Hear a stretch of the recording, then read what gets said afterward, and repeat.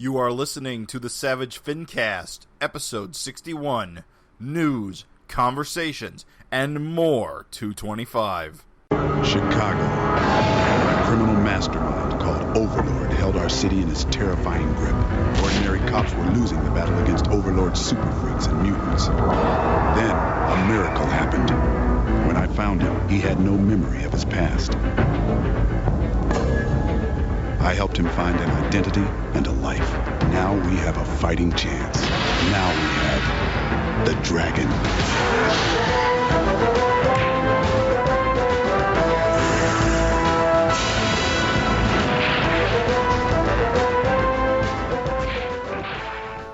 This is the Savage FINcast, the first episode in a bold new direction. Mm-hmm. My name is Jim Purcell. I'm Craig Olson. I'm Raven Perez. And we are back for I guess we would call this a Finisode.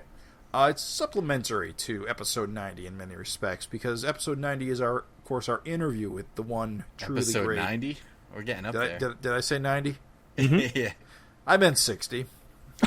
We'll be 90 soon enough.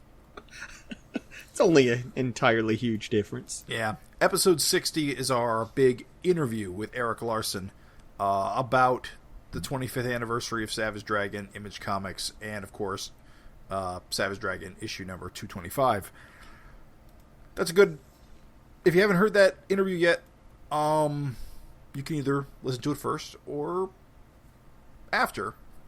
We may be referencing some things we spoke about, but probably not. Yeah, it's going to be interesting to see how much of a finisode this is, because I feel like we're going to go long, because there's... 225 is just an amazing issue. I mean, we got to talk to Erik about it, got through our system, but we really didn't get much time to talk among ourselves about it. And, right. We're primarily going to focus on news. We got a whole bunch of emails for FINteresting Conversations to go through, and we're going to talk a little bit about 225 and what it meant to us personally. Yeah, there'll be just sort of a little Savage FINcast crew back and forth about it. We won't go as intense as we normally last, do. 2-3 hours tops. Yeah. I like how we always say these things at the beginning of the episode, and then we never do what we say. Like, by the end of the episode, we never did that. Meanwhile, people are in their car, just praying for red lights so they can get I'm almost at work, you bastards. All right, so do we want to get into the news? Yep, we got some to get to. Jim, why don't you take the Seeker cover, because I know you got a lot. Oh, yeah, thanks. Appreciate it. So our first bit of news is Savage Dragon 225... Savage Dragon 228 got its cover revealed about a month ago now. The solicitation text goes, "Oh Canada, Part 2. Oh Canada, Part 2. Relocated to the Great White North, Dragon faces a number of new challenges, a new job, a new home, a new life, and the return of the enigmatic villain, the Seeker. Mm-hmm. At long last, all of his secrets are revealed. This one comes with our highest possible recommendation." As they all do, Erik. As they all do. Wow. So, for those who don't know, the Seeker was a semi-recurring villain during this Savage World period. When Dragon was on the run from Cyberface, the Seeker would occasionally show up to ruin his day. His name, of course, being the Seeker, he was assumed to be an agent of Cyberface, and generally just hounded Dragon, mostly around those issues that he was dealing with the gods. Yeah, it was issue, I think, 87 to 88, and then he showed up in that wacky Santa Claus issue. Well, that's the thing, is after Cyberface was defeated, you didn't hear anything else about the Seeker until that Santa Claus issue. Which number was that? 106. 106? Okay. People can look it up. Yeah. And that was the last time we ever heard of him. Well, it was weird. When he first appeared, right, he was kind of tracking Dragon down, right? Because I remember, he killed a bunch of people. Killed the fabulous furry freak brother knockoff guys, remember? Mm-hmm. And he chased Dragon to God World, but then he didn't enter God World. Remember, he was hovering once because Cyberface Dragon had made it in there. had an like a agreement pact with with him. him. Yeah. Or at least that's what it was thought, because we still don't know if he really worked for Cyberface or not. Because that like was the you said, thing. he was still tracking him down. I don't think he ever spoke. Now that I No, think he about didn't. it. He completely was, silent. Yeah. So, Or you he don't was- know, though, because it doesn't show when he was like questioning. Obviously, something must have either he showed him a photo or talked to the victims, because in the 87, I think he beat up Nurse Ann's boyfriend at the time, and then he killed the Fabulous Furry Freak Brother guys when Dragon left with Ann. Right. So, and both times they're like, oh, he's traveling to Godland or on his way to Godland or something like a God town. Remember? They were just like kind of pointing the way, and then you never really saw Seeker on panel. The important thing is that we know nothing about this guy. And he's one of those outstanding mysteries that have just been... Mm-hmm. And He again, looks like a Kirby-type god, in a way. I think he's kind of like a... Yeah, a bit. He's got the head horns and the glider. mouth. Yeah, the little Seeker glider. He's just... For me, he's just one of those mysteries that I really became attached to, because especially after he reappeared in 106, I just kept saying, oh, we're going to finally find out what this guy's deal is. And that never happened. 15 years later. Yeah. It's been 15 years about, I think. Which is amazing to me, how time can go, 15 years. What the hell? What's he been doing? What's he up Think to? about it. That's another one of those long bombs. Well, and here's the other thing. Dragon's now dead. But if he's like a bounty hunter, it was just not really. I mean, I can't recall if he was trying to kill Santa Claus in that issue. If that was I don't know. I think he was going after Dragon, because in that issue, Jennifer mentions, it was a weird issue, first of all. But, right. But Santa Claus was kidnapped, right? And then they were flying his That's right, sleigh. The elves had to get Dragon to be Santa Claus. And then the Seeker, at first he was shooting. I went back and looked at the issue, and he was shooting at him. But Jennifer's he's not trying to hit us. He was kind of just shooting blasts. He could have hit them if he wanted to. But then he ends I don't know. Dragon attacks him. He ends up blowing off both of Dragon's hands eventually. So in 87/88 and in 106, both times Dragon destroys his little air skiff thing. His glider. Yeah, his glider. And both times in 88, Dragon's foot gets blown off by the Seeker, and in 106, both of his hands get destroyed. I think once when he punched the glider, his hand got destroyed, and then the second time, Seeker took a laser blast from one of those hand blasts and shot it off. So he's a formidable villain. I can't remember if he got whacked by Thor's hammer. He did. When Dragon had control of it. Yeah, Dragon's battling in God Town, and Seeker's still hovering, and Dragon just flings his hammer and basically just smacks him. That's right, and then it goes back and whacks destroys Thor, his glider. Then instead of returning to Dragon, it goes back to Thor, who doesn't have his glove, so he gets whacked with his own hammer. Yeah, and then the same thing in 106, Dragon punches his glider, it destroys it, gets his hand blown off, and then Seeker's just the whole issue ends with Seeker just kind of walking in the snow, I don't know, you don't know where he he's must have been going. walking in that snow an awful long time, because this cover is very snowy. He's going to the glider store. So my theory has always been that it's Chris Robinson.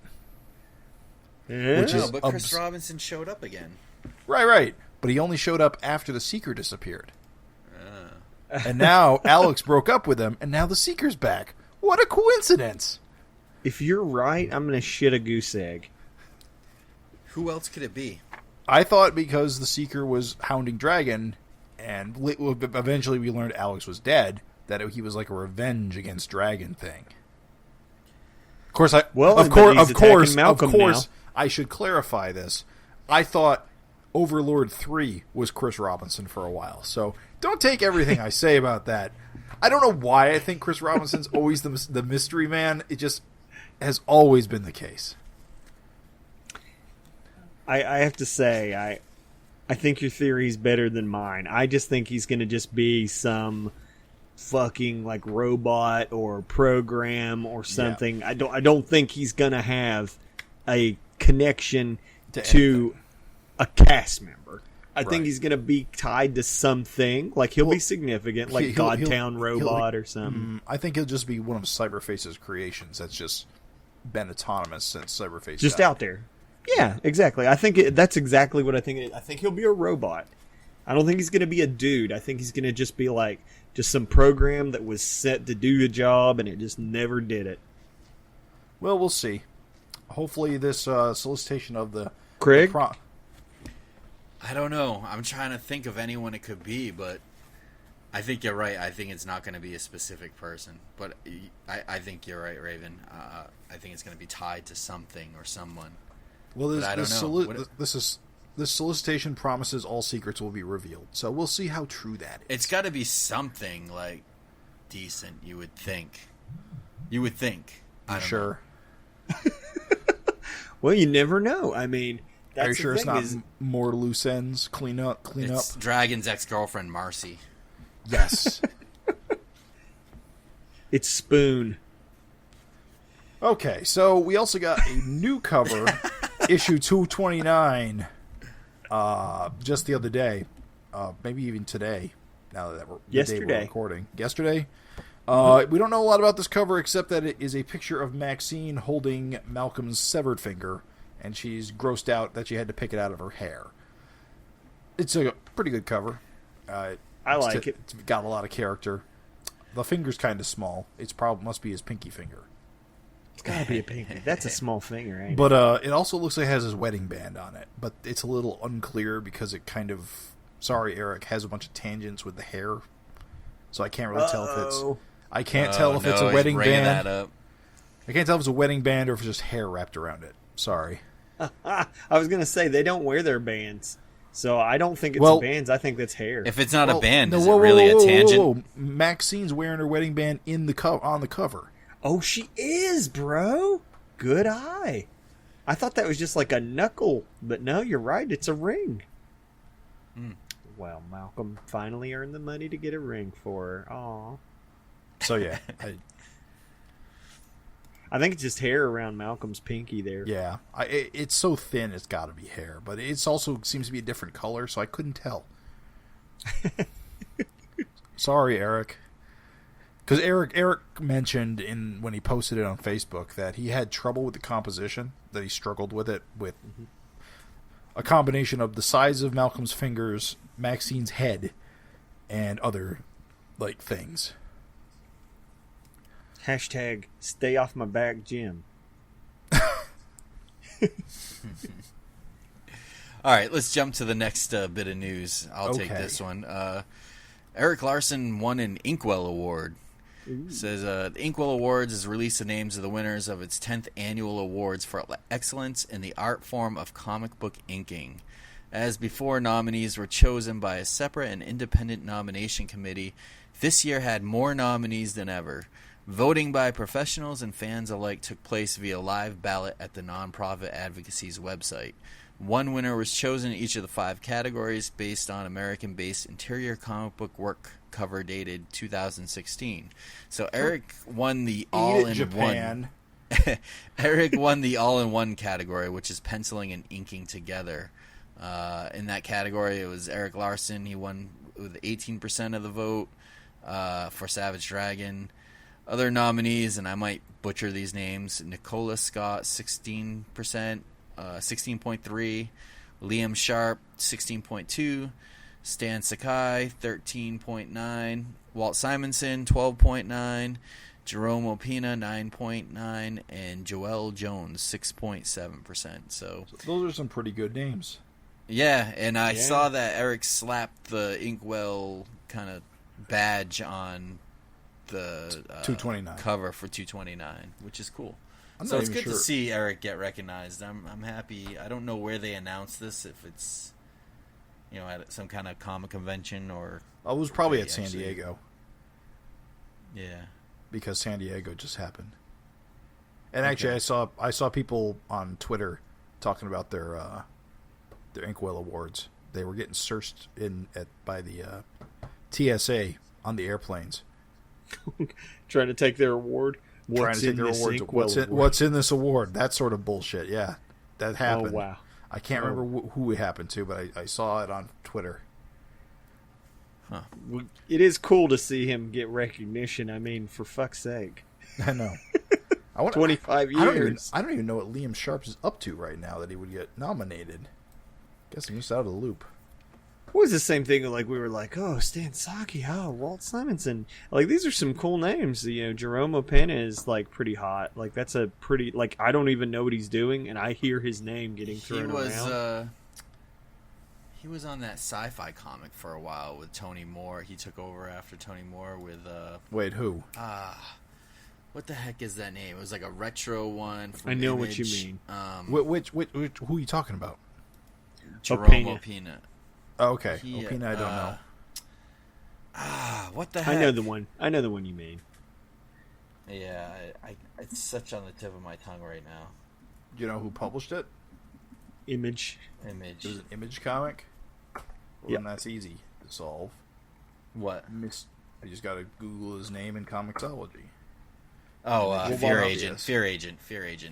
There you go. Okay. And I know he's done other stuff. He works with Rick Remender a lot. Oh, Remender, of course. Yeah. Yeah, I was going to say that's... Seven to Eternity, I think, is his current book. This is a good victory for him, just because, again, these are like not like nobodies. Like these are really kick-ass like artists, and so that's why this is like super cool. I also like that they made sure to make that this award was based on interiors, because anybody can make a really super kick-ass cover, but it's a little different when you're doing interiors.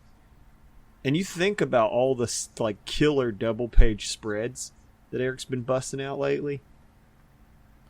I get it. He certainly has earned it. Yep. For doing it for 25 years. Definitely. So let's move on. We got a lot Moving to along. get through. Moving along. You want to take this one, Raven?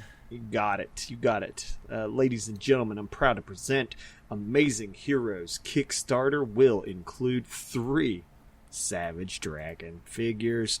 4.5-inch figures planned for release. 1 is Malcolm in his cop uniform. 2 Dragon variants. 1 in his Street Duds, the #1 issue wife beater, and then the other is the SOS uniform, which we all know and love. The Kickstarter is going to launch in September, and you can follow facebook.com/AmazingHeroesToys. That's Amazing Heroes action figures for updates on their Kickstarter. They look cool. Yeah, I'm not a big action figure guy, but these, I like the 4.5 size figures because they remind me of like the little G.I. Joe guys. That's the thing. These are G.I. Joe size. Which you never really see that anymore. You know? It's perfect. I think these in particular, the reason we're getting Dragon now, because Amazing Heroes has been around for a while, they got a new body sculpt for the big bodies. The broad shoulder bodies. Mm-hmm.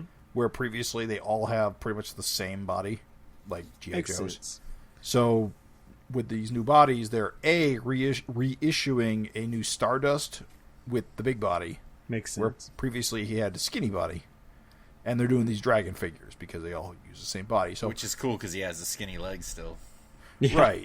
Exactly. And it's cool that Malcolm's getting a figure.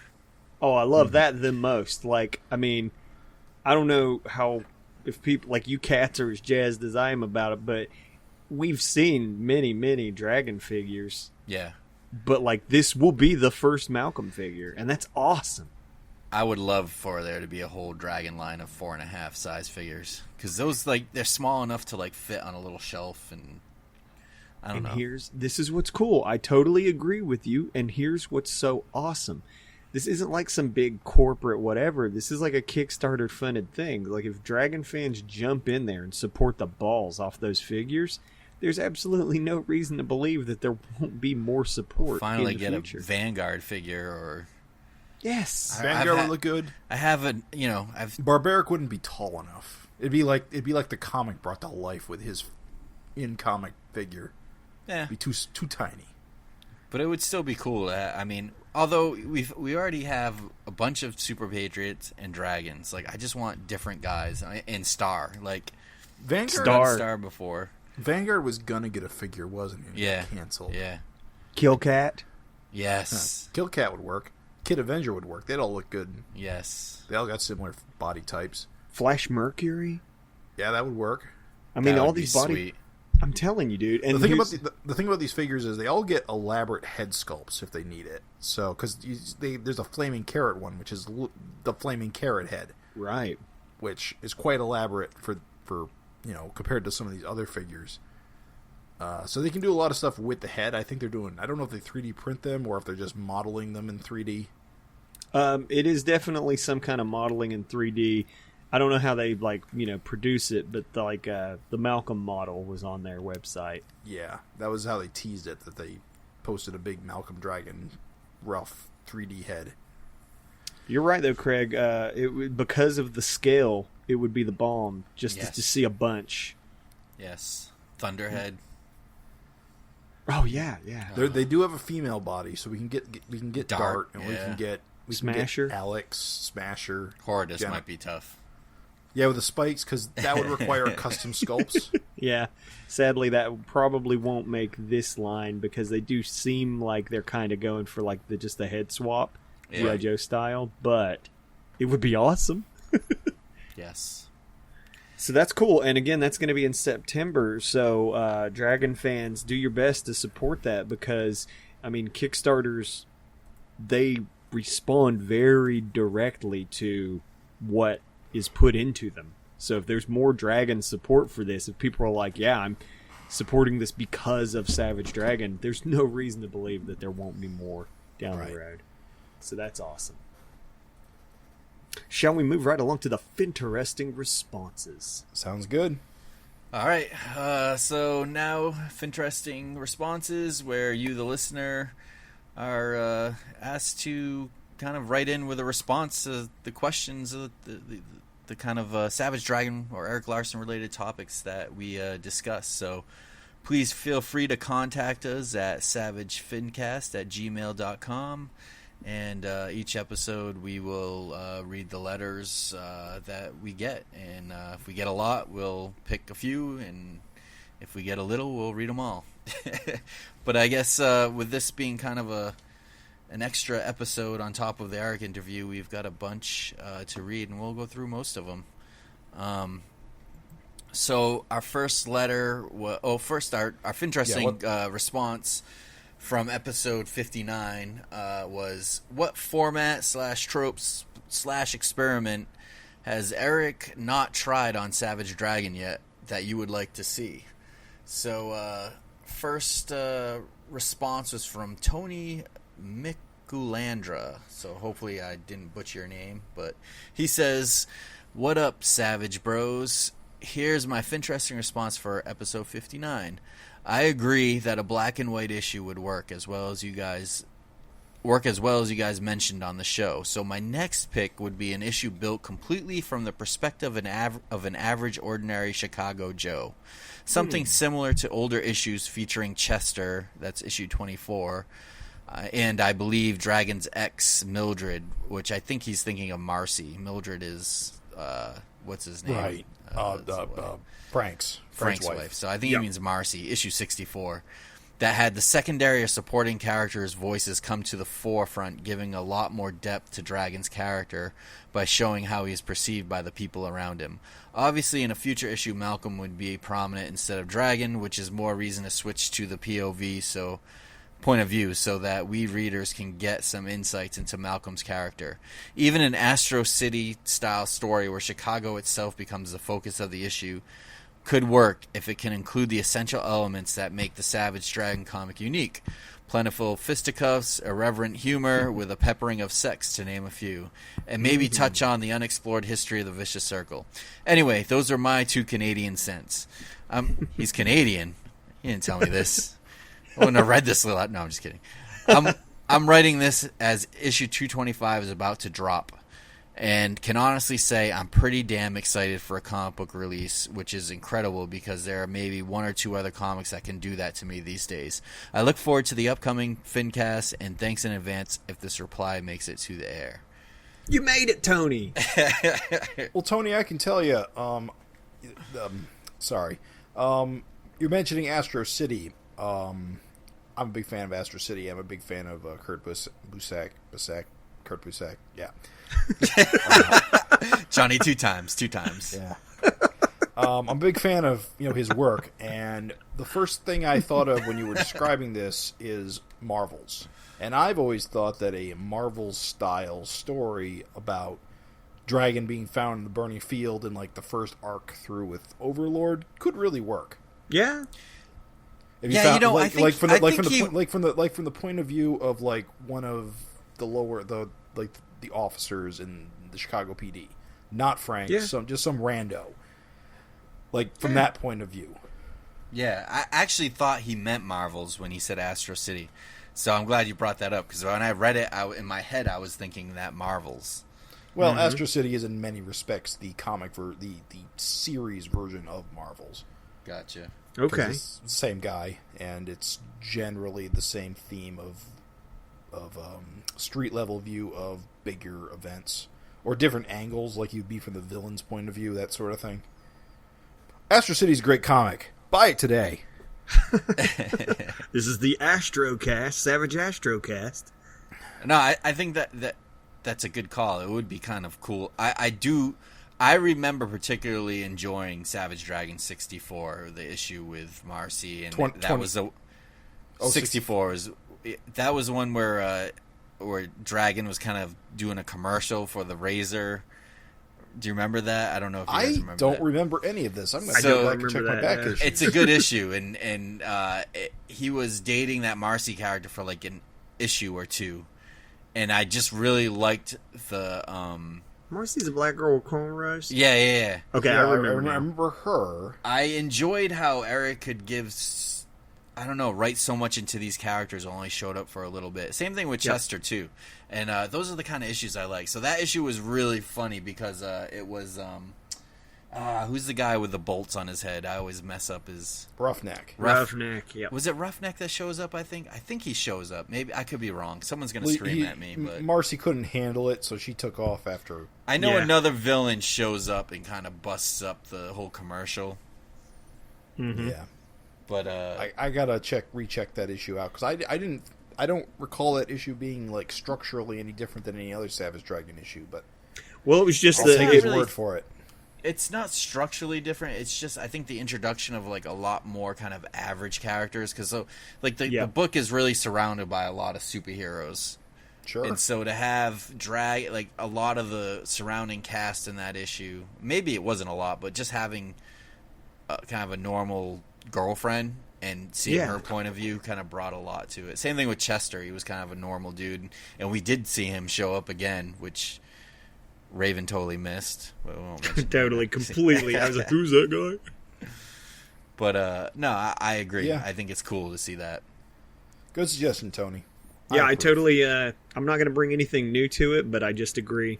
Yeah, that was a good one. And Erik kind of did that for a little bit with Malcolm when he had his like school friends. I don't even remember their names anymore besides like the little PJ. But there was PJ and there was like the taller kid with the big afro. Mm-hmm. And for a while, like Malcolm just had his regular, unsuperpowered friends, which is kind of cool. Yeah. Well, I think Tony's saying more than that. The actual story's got to be from their point of view. Yeah, I get that. For like an entire issue. I think that would be pretty wild. It would be a good experiment, I agree. Because I did like that Marvels, like you said. Like, it was just, what would this be like to some regular dude on the street who every week's got to deal with some alien invasion? They'd vote for Trump. Anyway, let's move on to the next letter. We got a lot to get through. You want to take this one, Raven? It's from our pal. What's funny, though, is this is pretty restrained. This is some Sotiris Gravis light. He says, FINcast crew, that rumbling Savage Dragon 225 hype train is so loud and powerful that it awoke me from my drunken stupor. I submit this letter as a sacrificial offering to appease the Savage Dragon gods, lest my immortal soul be eternally damned for not paying tribute. All hail, Savage Dragon 225. I humbly prostrate myself in abject servitude before such awesomeness. Redacted. Redacted. Now, As for your current FINteresting question, I want to see a special Sideways Savage Dragon issue a la X-Force, Volume 1, Number 4, and Spider-Man, Volume 1, Number 16, which were published 26 years ago, almost in keeping with Savage Dragon and Image's 25th anniversary. John Byrne did it first with Fantastic Four, Volume 1, 252, way back in 1983. Is this something you guys would like to see? Sincerely, Sotiris Gravis. P.S. Can't wait to see Raven's 7-page backup. P.P.S. More fucking swearing. I know Twitter's trying to crack down on curse words, which Raven's not thrilled about. What does that mean?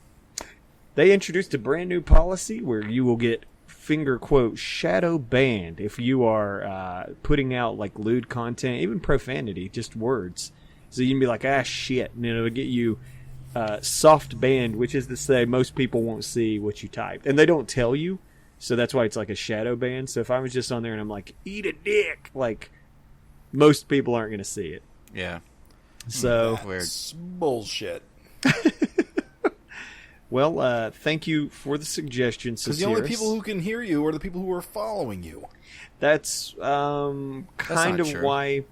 Yeah, it's not 100% true, but that's also kind of why people are so mad, because you do have the ability to, like, mute, and... Yeah. Also, there's no it doesn't tell you. Like, you have no idea, like, when it ends, when it starts. Like, you have no idea. So basically, the only way to avoid it would be... Anyway, this is not the Savage Twitter cast. Come on. All right. Sideways Comics. Sideways Comics. Would you guys like to see it? I would only accept a Sideways comic if the how do I even phrase this? We're waiting. Okay, the comic book, has an edge, has the stapled seam. The seam. Right. The seam isn't in its normal place, but it's at the top of the issue. Oh, bound at the top. Yes. I've seen that done before. A bunch of, like, comic strip-based comics Image did, like, 20 years ago. I see. People don't like those, though. I feel like Erik has talked about this with us, and he hates it, and he would never do it. I think Did you mention he said that? Like, that. he was, like, not into it. Like, it just doesn't work for him.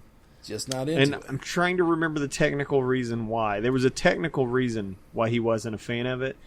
I think, if nothing else, because it can't be reproduced within another book. And it wouldn't reprint well in a trade. Yeah, that's it. Well, that's what I tried to say, and I screwed up. It's basically, like, if you do that as a one-shot issue, like, remember how the mini issue just perfectly worked full size, too? Sure. Which was fucking crazy, but somehow he did it. Well, they had to, like, resize stuff and move things around a little bit. It was a lot of work, I think, on his half to make it work both ways.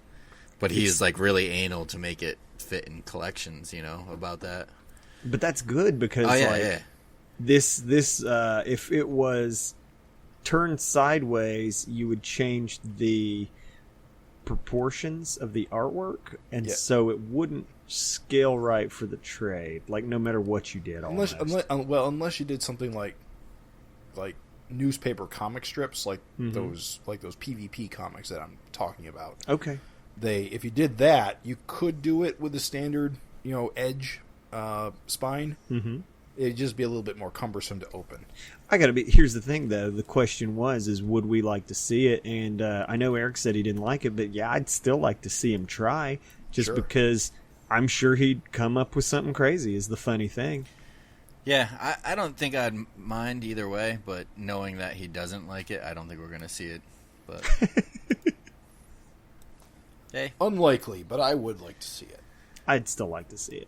But yeah, sadly, we know it's kind of not. Well, thank you, Sotiris. Much appreciated. And the backup's going to blow your balls off. Next letter is from Andrew Edtremont. Edtremont. D'Edtremont. Hey guys, I'm still not all the way through your latest FINcast, but I thought I'd give you my 2 cents on your latest FINtesting Conversation. Wait. You can't write in and not get through our FINcast. That's bullshit. You finish that damn FINcast and then you write in. Because at the end we change the topic. No, I'm kidding. All right. You're fine. Continuing, namely, what experiments I'd like to see Erik try in the future. This may not be exactly what you had in mind, but I got the idea the other day when I was reading The Flash in a storyline where he was taking on the rogues. Each cover in the arc featured the Flash taking on a different rogue, and it occurred to me that these covers were a big missed opportunity. As you are no doubt aware, the Flash is often drawn in multiple locations within a single panel to better convey his immense speed. It occurred to me that carrying this technique over to multiple interconnected covers with the Flash appearing on each cover fighting a different rogue would be pretty badass. I think you can probably see where I'm going with this, but I'll spell it out to you anyways. I'd like to see Erik draw a series of interconnected covers for a planned multi-part story. The current merging of multiple Earth story would have been a great one to do it with, and he could have had a great reason for having the same characters appear in what is essentially the same panel. Still, Erik has such a large cast of characters, he could do a bunch of interconnected covers and not have to feature the same character twice. And let's just take this concept one step further. We all know Erik likes to play the long game. What if he did a series of 20 interconnected covers that could be collected that could be collected in the end as an actual issue? Hell, he could just do a series of 20 covers that aren't interconnected, but could be collected to form a 20-page all-splash issue. I guess that's kind of two experiments, but my initial idea got my mind going in that direction. Before I wrap up this letter, I thought I would propose a new topic for a FINteresting Conversation. Here it is. What is your single favorite panel of Savage Dragon, and why?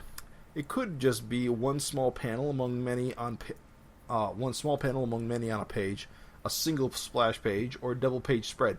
As long as it is one distinct panel in the storytelling process. Mine has to be the last page of issue 49. There's just so much absurdity going on in that picture that only someone who is well-versed in Savage Dragon could possibly truly understand it. Appreciate it. Remix. Well, thanks for the letter, Andrew. I think you've got a neat idea of interconnected covers. I think interconnected covers kind of happen fairly often. I don't think it would be like too much of a stretch to have Savage Dragon do it. And you're right, the merging of the Earths, 3 or 4 issues could have really done that. But I think, I don't know, it's just not that super exciting to me. Here's the twist, though. The twist he put on it was interesting, where the covers become a all splash page issue. Yeah. So that basically after 20 issues you have a what amounts to be a extra 21st issue. That's kind of crazy. That's kind of nuts. So say it again. So what Andrew proposed, Jim's right. Interconnected covers, they're a little less special these days than they used to be. You do see it a lot, even from smaller companies like IDW, etc. But what Andrew proposed was kind of Crazy Town USA. He said, it just come from Canada, so that makes it special. But he says that he wants to have the 20 interconnected covers, okay, but then he wants the covers to form a narrative that would be an all splash page issue. Just add dialogue. Oh, that's crazy. That's banana sandwich. That is very long game. That's, and I cannot see Erik doing that. That's almost 2 years, and that's 20 issues. He would get bored of it so fast. How would you even tell that story? Like, that's so bananas. I would tell you, you talk about like crazy ambitious experiments, though. Holy shit. That would be a good one. Yeah. For me, if you wanted to do a cover experiment, I would like go way back to like the old days of comics and like have the cover be panels and like start your story on the cover. Oh, just include the cover as part of the story? Right. Yeah, don't have a pin-up or an image. That's just weird. Start the comic. Yeah. I forget which story I read, but there was a series that did that had like word balloons on the cover and everything. And the cover was just a cover, but if you flipped into the issue, it basically was the first panel. Right. It's like how Erik would do those first pages as like a pin-up splash page with the title and everything. Mm-hmm. Just do that on the cover. I think, has Erik ever done interconnected covers? I can't. Oh, he's done. Well, he did the one with. No, that's the interiors with the he Spawn did 17. He did one that was like a variant. So like 17. It's like it was like dragon jumping with like this weird flame underneath him, and then the variant was rogue and she dragon. Yeah, that was interconnected. And it's not really interconnected though. It really just isn't. Different characters in the same position. Yeah, it's weird. I don't know. It doesn't seem like it's interconnected. He's definitely done themed covers before, like the Rapture proposal covers. Yeah, I was going to say that kind of counts, doesn't it? And I read a couple of Marvel series back in like the early 2000s that like did really elaborate Alex Ross connected covers for like 14 issues each, and there were 3 series of that. Yeah, it was Earth X, Universe X, and Paradise X. They all had really wacky poster size interconnected covers, and they were cool. But I don't know if I'd want to see that in Savage Dragon. I'm telling you, I'm super on board, Andrew. If it was somehow like after 2 years a story was told, that would be kind of amazing. I mean, like Michel Fiffe, he does like posters on the back of Copra that you can put together. Oh yeah, almost like the back of Garbage Pail Kid cards. Remember, you could like connect them all, or any Topps cards. And make a puzzle. My big problem with interconnected covers are they're so dependent on how the covers are cut. They almost never line up properly. Yeah. I'm going to tell you, actually, this is a somewhat similar notion, just executed in a different fashion. One Piece, the Japanese comic about the pirate with the rubber limbs and stuff. Mm-hmm. Now, it's so funny. Most popular comic in the world, but you still have to explain it. Do you? Okay. You do. But a lot of people don't. You say One Piece, I don't think everybody knows what you mean. But One Piece has chapter covers. My hand's raised. Yeah, well, okay. So here's the thing: One Piece is a manga. It's literally I know it's manga, and I've seen pictures of it. It's a bunch of boats and shit, right? Yeah, they're pirates. It's a bunch of boats. That's a bunch of boats. Isn't it funny when people don't know anything and you know so much about it, and then like you get some no. You're not that far off. That's not too far. I just know because my son looks at the toys, like the Japanese toys, and they have like a submarine and a pirate ship. And, does your kid read comics? No, he's 3 years old. He doesn't give a shit. Oh, okay. Yeah, don't give him One Piece yet. Wait a few more years. But they're pirates. It's a pirate comic, so a bunch of boats is accurate. But the funny thing is that One Piece has a format to where every chapter has... Because you get, like, every time you buy a volume, you get, like, 10 chapters. Sure. So every chapter has a static pinup image. And I remember when I was reading it, usually they're fluff. They don't relate to anything. Right. Usually they're a snapshot of, like, characters you haven't seen in a while, or a location. Or they're just having fun. Right. They're just like, here's the thing, it'll just be like for a long time in One Piece, those were just throwaway pinups. Like it'd be the main character they were a cheeseburger with a monkey. Right. I'm not even joking. Yeah. So for a while, those were throwaway pinups. It was just something to see at the beginning of the chapter, and then you'd go read the actual chapter. Well, then I remember, I'll never forget, because I was like, oh, that was genius. All of a sudden, the pinups began to slowly tell a story. Yeah. And like traveling around. Yeah. So it'd be like every time like you're reading your main story, but like Jim said, all of a sudden you're seeing like this character that the book's not focusing on at all. And you're finding out his adventures. Like every chapter you just get one page of that dude doing his thing, and it tells a story in just 10 pages or something like that. And it's funny, that's the closest thing I can think to like what Andrew's suggesting. So it would be cool because I've seen it before, and it was cool when they did it. Yeah. Currently, I think he's taking reader suggestions and just drawing whatever nonsense they ask for. Yeah, it changed. He was doing stories, but now it's just reader suggestions. Can I guys, can we go back to the letter though? One thing that is pretty damn awesome, which I don't think we're going to top, but I think it's really good.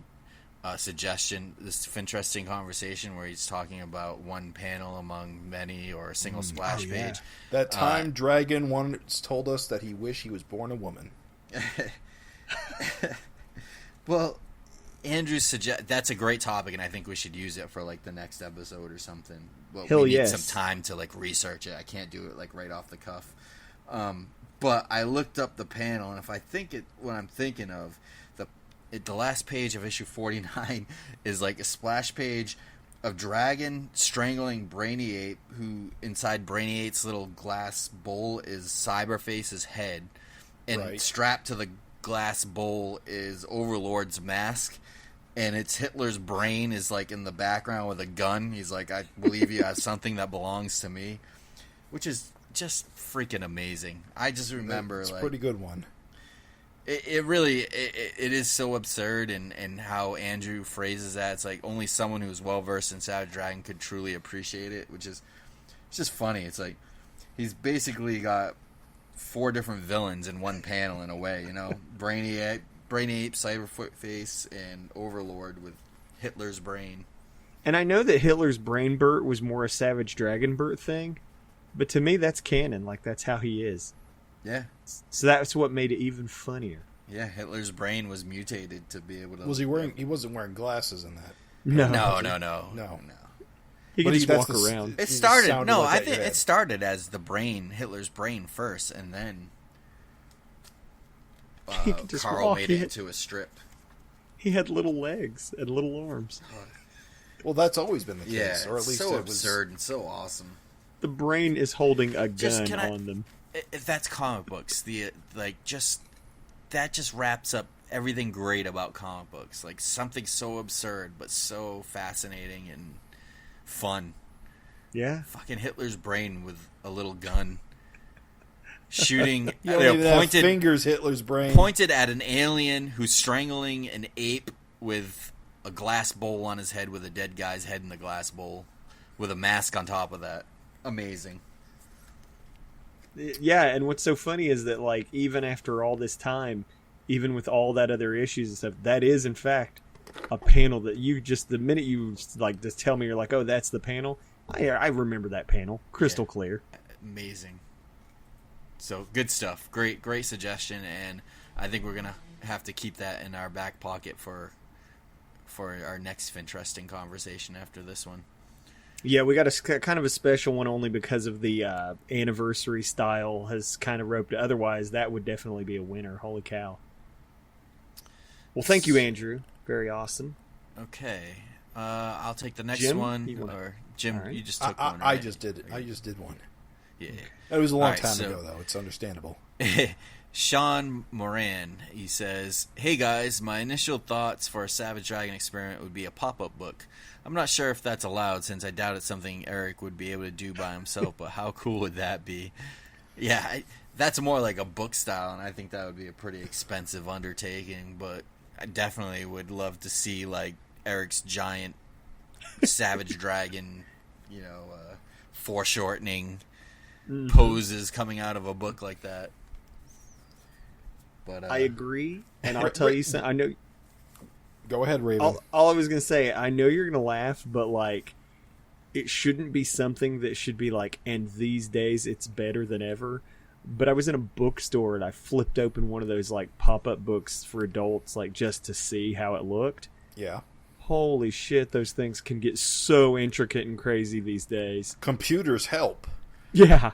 It would be amazing. Like, it could be amazing. I used to, as a kid, how fun were those books? You like, oh yeah, dude. You were just like, until they broke. Yeah, you get them from the library, and like every page would be destroyed, and you'd be like, "You motherfuckers!" You'd be so excited to like get one of those books, just ripped. Always like when you'd have a little like tab, you could like wave a character's arm. Yeah, pull a little string or something. And then they'd be like, oh. Yeah, they're shaking their now, fist or whatever. You too can experience Maxine's orgasm. He went there. I like it. I like the way you think, Purcell. Yeah, I'm only putting words in your mouth. I like what you call Jim Purcell. You save it for special occasions. Yeah, you can't drop that all the time. I'm just saying what everyone else is thinking.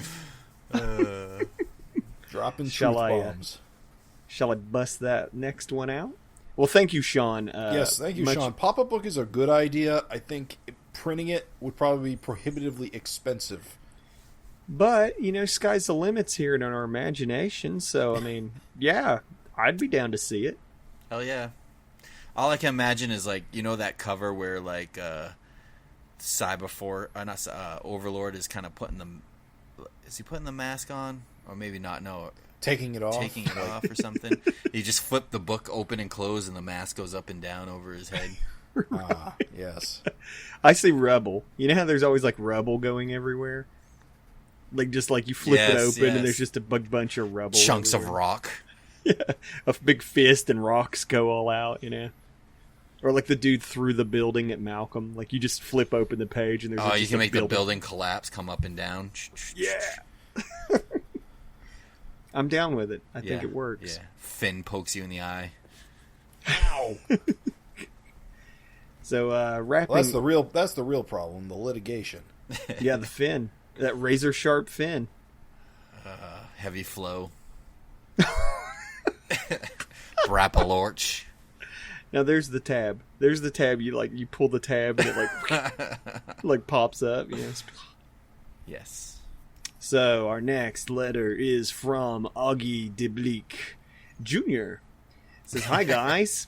My 3 suggestions for styles Erik might do an issue of Savage Dragon in.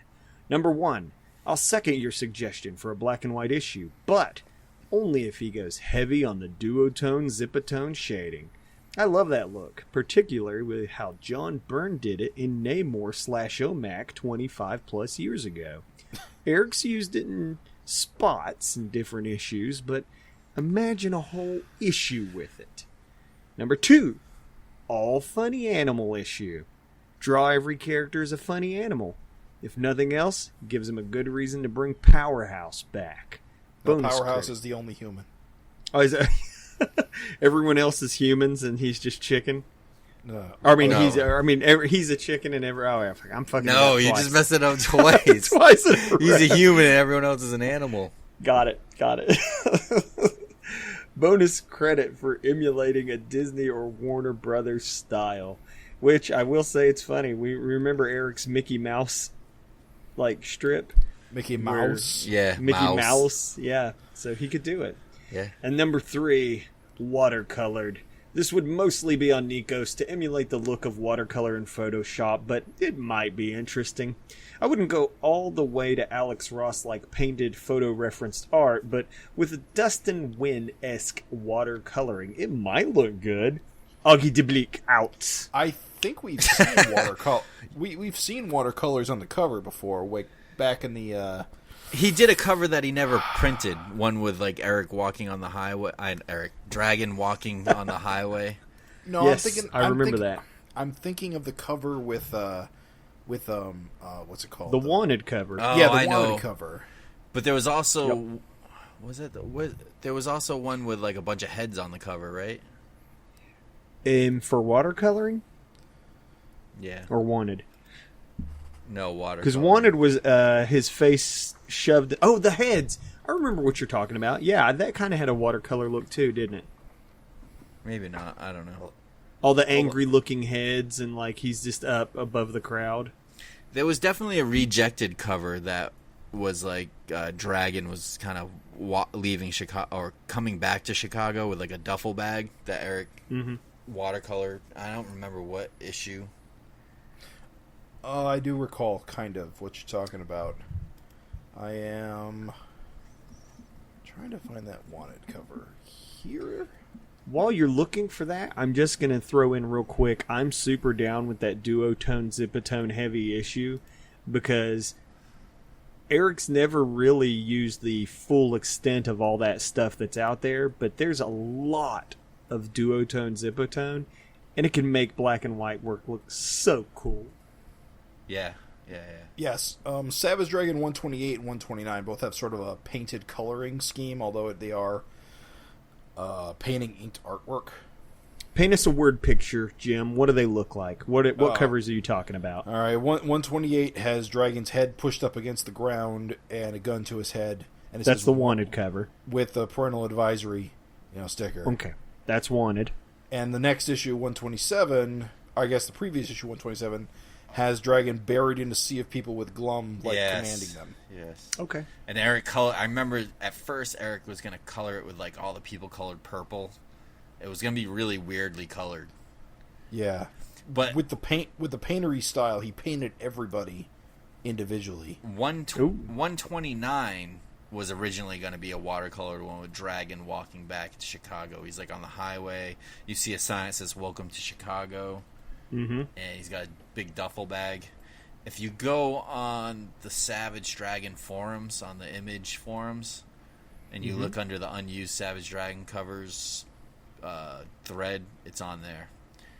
But yeah. So anyway, I'm surprised he doesn't have that album on Facebook. Unused covers. yeah, I don't know. Okay. Well, thank you, Augie. Super awesome suggestions. Funny Animal is the one we didn't really talk about or touch on. Dude, I'd be down for that, especially if he emulated the style. I know he would hate that. Don't you think he would not do that ever? Well, we also have he also did Squeak the Supreme Mouse, and that's sort of like the Zoo Crew. Yeah. I mean, we don't have, whoops, I guess I'm jumping the gun there. No, they've heard the other issue first. You know what? There ain't no multiverse anymore, so think of the bizarre reason for there to be a Funny Animal issue. It'd have to be like a bomb went off and turned everybody into animals or something, like, completely ridiculous. Does that mean Dragon can't go to Oz anymore? Oh, Lord. I think it's time for us to propose to the listeners a new FINteresting Conversation topic. So, what do we got?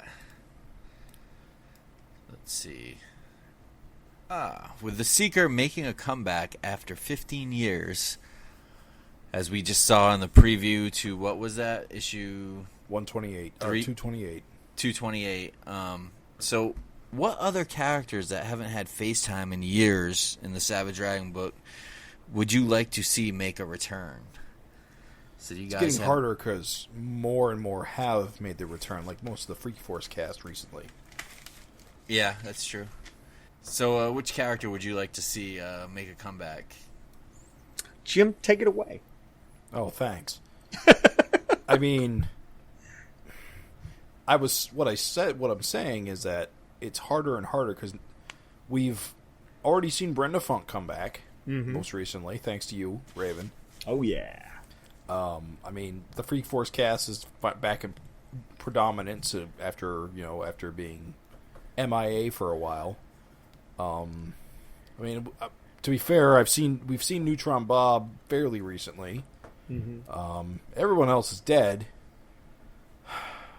I guess the only one I can think of off the top of my head is Abner Cadaver, because he's never really come back post Savage World. Great villain. Big one. Great villain, and his status is a big question mark. Yep. Him and Fonte both. I know we're supposed to choose like one character, but like can't have Abner and not Fonte. Right. Or you can, I guess, but whatever. Yeah. I'm personally gonna say I'd like to see, and you mentioned this off there, so I might be stealing your thunder, Raven, but Thor. It's been a while since we've seen Thor show up.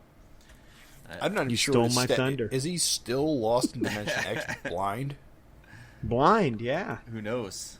But I can't recall if he's still in Dimension X or not. He stole Odin's eyes or something. Someone's gonna, write in. Again, there's always someone listening and screaming, but wherever Thor is, he's been gone long enough that we don't easily remember. That's true. So that's saying something. He was in a backup last, I think. Did he fight? No, he didn't fight Zeke. That was Atlas. I don't know. My last memory is him getting eaten by a giant Dimension X monster. And as we discussed in the interview, Thor has a child with Little Orphan Annie. That's true. So who is dead? There's your redheaded. So last appearance was in issue 180. Oh, that's not too long ago. After years adrift in Dimension X, Thor came across Glum World, where he came into conflict with Mr. Glum. Their mutual hatred of Dragon came to light, and Glum agreed to teleport Thor back to Earth. Thor confronted his enemy, but was unaware that Dragon was now in his original Emperor Kerr persona. Although Thor dominated their fight, Kerr succeeded in destroying his opponent's eyes and ears. This left Thor vulnerable, and the God Squad made their move and apprehended the renegade god. Oh, so he's just back in God Town. So he must have regenerated his eyes. Who knows? The first time. No, I think that's when his eyes were... That's when he lost them. Oh, I could have swore he lost his eyes before that. Weird. My memories are bad. I haven't read God of War in a while. I actually have my long boxes out of storage right now. I should actually reread a bunch of that shit. I also would like to see Dave. Where's Dave?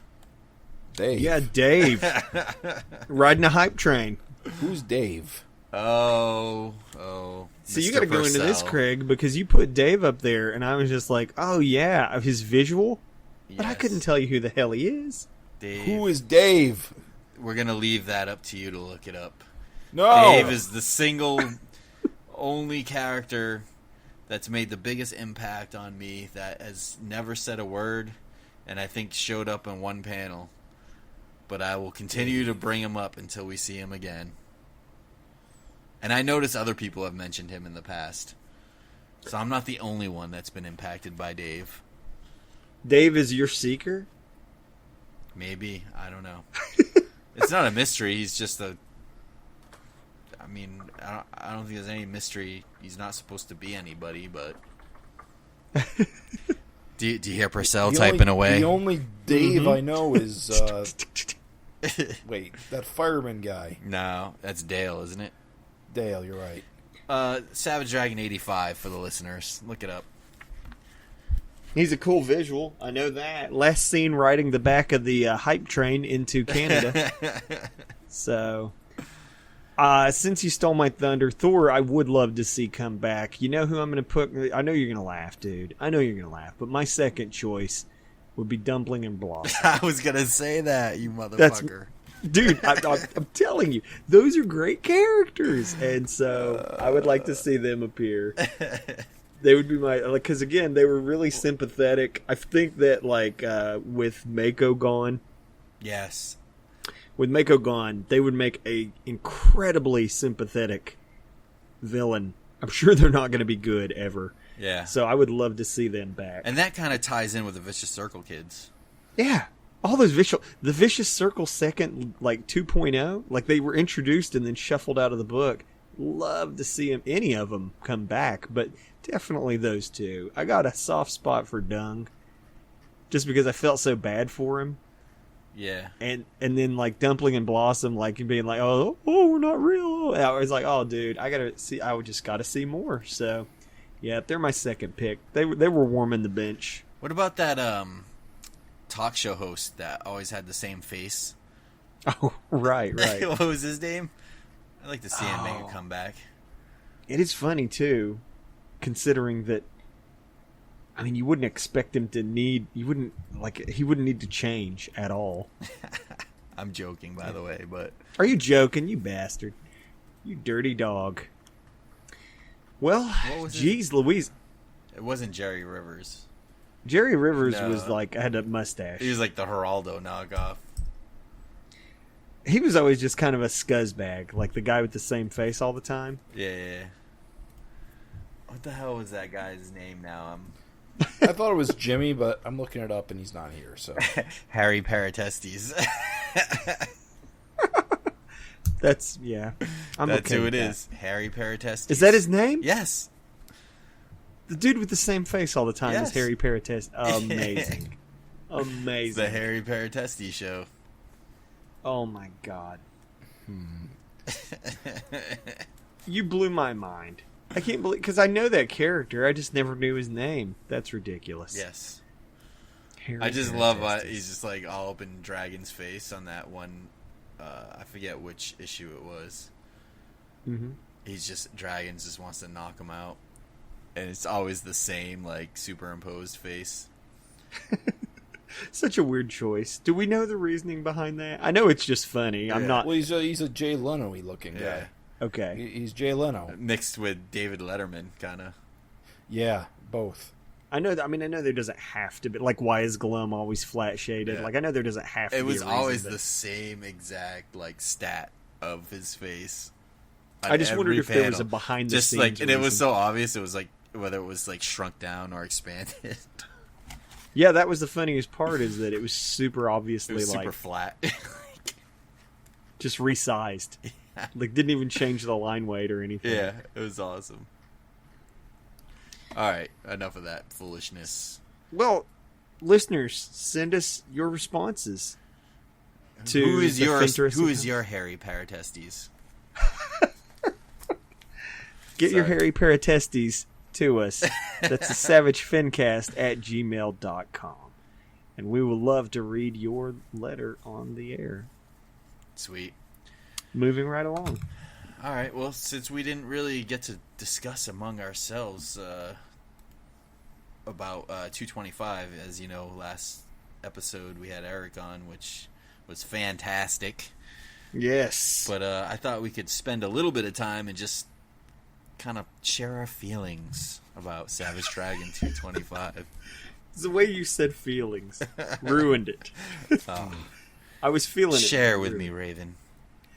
Guys, can I just say that this issue is just like fucking, it's love. It's love in an issue. It's amazing. Just I could pick it apart if you want me to, but you shouldn't. No, I'm kidding. Shan't I?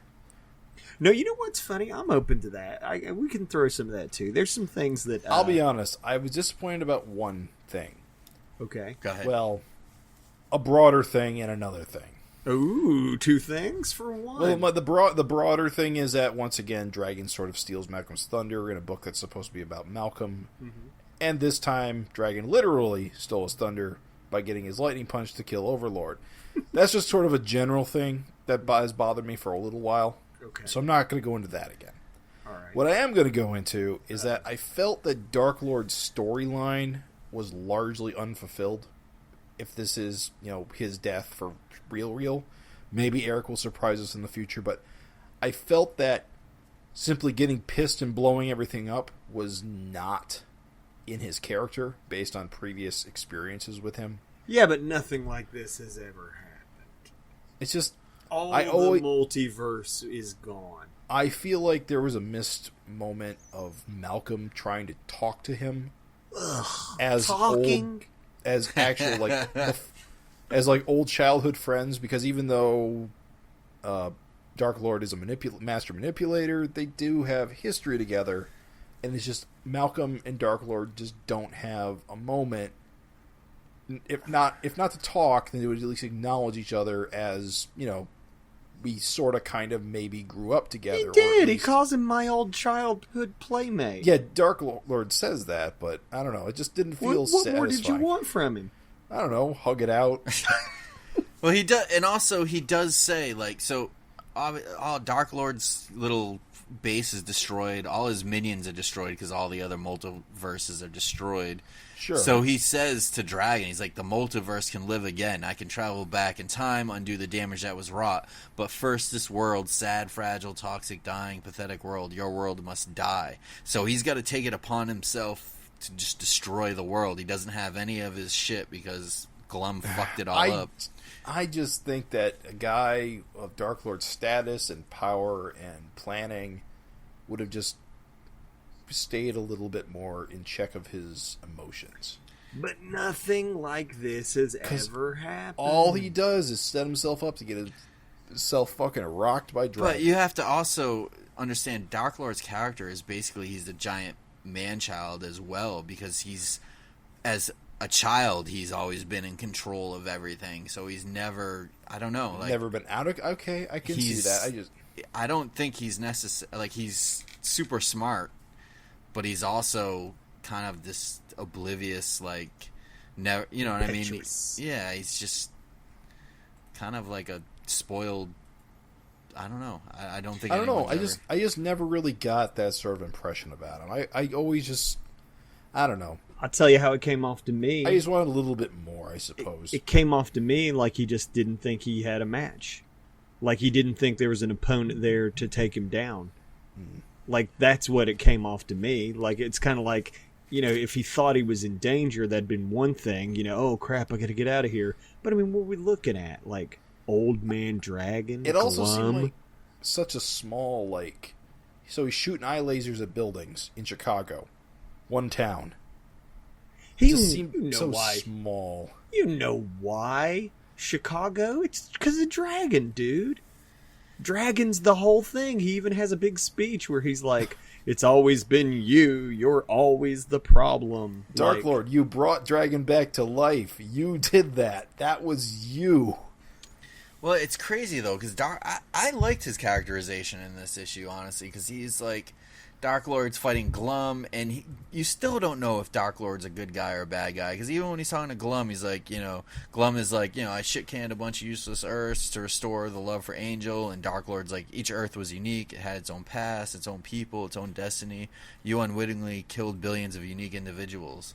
So he's still, like, kind of fighting for what he believes. He believes that Dragon and Glum have to be destroyed because they're just a nuisance that have killed multiple. I just think flying around shooting eye lasers is just an inefficient way to kill your enemies. All right, but here's the thing: what would you have done? You gotta give me the plays. So, what would you've had him do? No, it's kind of. I'm not saying a longer. I guess I'm not saying write the issue. I'm just saying instead of just flying around and destroying Chicago and stuff. You think it would have benefited from an extra issue or two? For Dark Lord's story, I mean, he could have been defeated temporarily by Dragon and then come back with a vengeance over the next couple of issues. You weren't more satisfied just to see. And then it wrap Malcolm up? could have defeated him, and I'd feel more satisfied. Oh. That ties into your first complaint. Dragon just gets him on round one, but then Dragon kills himself in the process, and so Malcolm's got to finish the arc. I don't know. I'm not Eric. I do like Dark Lord's character because I always think the best villains are the villains that are actually think that they're doing good. Yeah, and I mean I get that, but I don't know, reducing him to just like a raging marauder. Raging barrage just seems beneath Dark Lord to me. But I guess I get your point that this is like the first time he's ever lost everything. Yeah, his life's work is destroyed by this little shithead Glum. And he can get it back, but I mean, what would you do? He was blown up in his base. The base blew up. And he was in it, and he's like, oh, flying off into space. And so it's yeah, dude, this is pretty, crazy stuff for Dark Lord. He, yeah. And again, he's I guess I'm just annoyed that he's pretty much implied to be dead. It feels like there'd be more to him, especially with Malcolm. I guess I see Dark Lord as a Malcolm villain, not a Dragon villain, because Malcolm and him are so tied together. Yeah. I mean, Dragon and the Dark Lord that Dragon had beef with was the one who got chopped in half at the end of that Earth-swapping storyline. But so this Dark Lord's deal is with Malcolm. Regardless, though, Dark Lord has fucked up a lot of things in Savage Dragon's life. So I think it is fitting to end. All of the fucked up things that happened to Dragon basically stem from Dark Lord, whether it's taking his wife, sending him to a different dimension, or, didn't he kill Rapture too, or cut Rapture in half or something? But that was the previous Dark Lord. I get that, but I'm just saying some incarnation of Dark Lord has fucked up Dragon's life in one way or another. So I do think it's fitting that they both kind of die in the same episode by each other's hands. I mean, he is tied. Dark Lord is tied with Malcolm in a lot of ways, but Dark Lord really, besides kind of stealing him from his mother, and that is kind of a horrible thing to do, there really isn't those kind of battles that he's shared with Dragon in that's how I see it, one form or another. All right, just wanted to tell my 2 cents about it. We have all the 2 cents. We have 6 cents, 4 Canadian and 2 American. Just for those keeping track at home. But I will agree. I feel like I do think, Jim, and I don't know if you agree with this, but I feel like we could have had an extra issue maybe in the storyline that kind of dealt a little more with Dark Lord's background and what his goals were, and you know what I mean? Like, I don't know, it's still really vague what Dark Lord was all trying to do in a way. Well, I think that's easily explained, not easily, but just going back to that original Dark Lord story of him trying to swap one Earth for another. Mm-hmm. He's just trying to create a world in his image. And he'll stop at nothing to protect, quote-unquote, his people. Well, like with the hosts, still, though, that's just a little bit of a mystery. Yeah. Like with all the pregnant, like, raptures and smashers. Well, I've always assumed that he was just building an army. I mean, that he's just getting the most powerful children to brainwash into becoming an army. And he never got that far. I mean, he got all the Malcolms and he got all the Angels, and he never actually brainwashed them. He just left them in suspended animation. Just imagine if we had like an all like Malcolm and Angels armies just raining down. How'd you stop that? You can't stop that. I think my only gripe, if we're going to address gripes before we get into praise, because I know we all have like a ton of praise for this. This was like a fucking killer story arc. My only thing that I would have liked to have seen would have been more out there multiverse shenanigans. I know it sounds funny, but my mind was wide open. Like, I thought that we could see some Twisted Dragon funny style representation. Some, like, you know, the art ad. I thought this would have been a great chance to have an in-issue reason to show all the Art Adams style dragons. Sure. If you remember the Art Adams. And I'll agree with that too, because like you say, we only really see these very similar Earths with only very minor variations. And that was legitimately my only thing is I was actually the most significant deviation is the Paul Dragon. Yeah. That's the rest are all who's Dragon Mary. Pretty close. I mean, does Super Patriot go crazy again? Yeah, like, and that was it. Is we saw a lot of very, very similar thematically similar Earths. I thought that there would have been some room if you're going to destroy your multiverse. It would be kind of fun to send it out with a bang and have some nods to that stuff in there. And I thought it was coming. Like, I thought it was coming the whole time, and it never did. Yeah. It's not the end of the world. I'm actually super happy with how things played out. But if I thought there was a missed beat, that would have been the beat I thought was missed. I'm actually okay with Dragon stealing the show this one last time. I actually thought it was cool that he used Malcolm's Thunder because of the Kamehameha, like Shoryuken style. Like, he looks like he's doing a Shoryuken. And I mentioned that to Eric. I was like, you got him doing the Kamehameha, and like nothing. Like he didn't know what I was talking about. So I was like, oh, all right. I don't know what you're talking about. If I don't know, he doesn't know. Yeah, but yeah, it's definitely, well, you know Ryu from Street Fighter, right? Yeah, like, I know that, but I didn't know it was called that. It's the exact same stance. So basically, when you like put your hands out and you're shooting something from your hands that way, like Dragon's doing that stance. And so that's what's so awesome is I was like, oh, and like that really made that moment like over the top because he's not just lightning punch to the head. He's like doing the Hadouken, like, whoa, like shooting the big lightning beam through him. And I was like, oh, that was awesome. So for me, the fact that he stole Malcolm's lightning, stole his thunder, I was like, okay, well, I was like, I get it. But I mean, you know, theoretically stole his thunder for the last time, you know, one big, and like Craig said, to me, Overlord is very much a dragon. The Dark Lord. Damn it, those lords.